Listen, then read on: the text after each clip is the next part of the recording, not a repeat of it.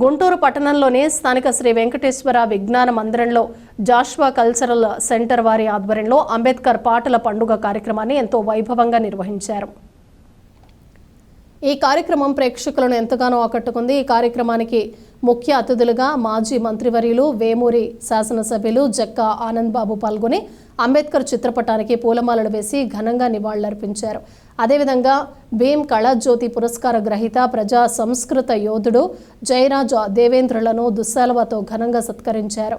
ఈ కార్యక్రమంలో తాటికొండ శాసనసభ్యులు తెనాలి శ్రావణ్ కుమార్, పల్నాడు జిల్లా డిఆర్ఓ మురళి, ప్రజాగాయకుడు PV Ramana, Palle Narasimha, Nuthoti Sarath Babu, R Rajesh, Sarath Babu, Uday Bhaskar, Lenin, Satya, Jayaram, Balachander, Arun Kumar, Vinay Kumar, బహుజన సంఘాలు వారు పాల్గొన్నారు.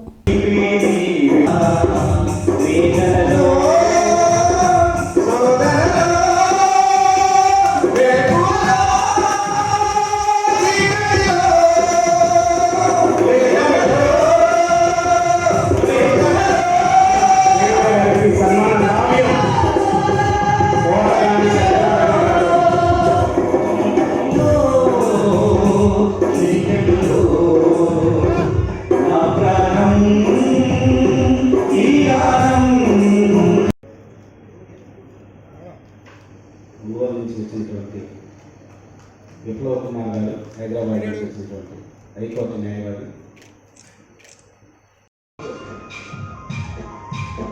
ఇప్పుడు క్షమించాలి, ఇందాక అభినందిస్తా ఉన్నా. రాజకీయ నాయకులుగా ప్రతిరోజు ఏదో ఒక కార్యక్రమాలు పెట్టడం, రాజకీయ ఉపన్యాసాలు పెట్టడం మామూలే. కానీ ఈరోజు మేము పాల్గొన్నటువంటి కార్యక్రమం ప్రజా వాగ్గేయకారుడు జాతీయ స్థాయిలో ఒక ప్రత్యేక